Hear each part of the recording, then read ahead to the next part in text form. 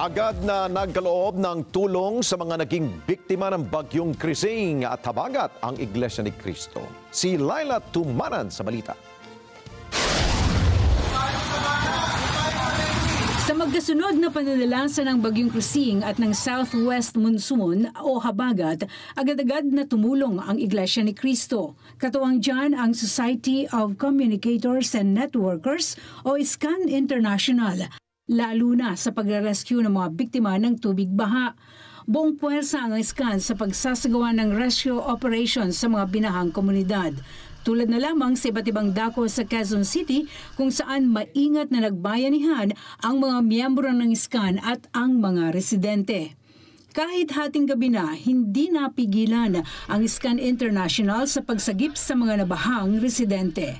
Sa Calabarzon Region, tumulong din ang ISKAN sa mga residente upang makatawid mula sa baha.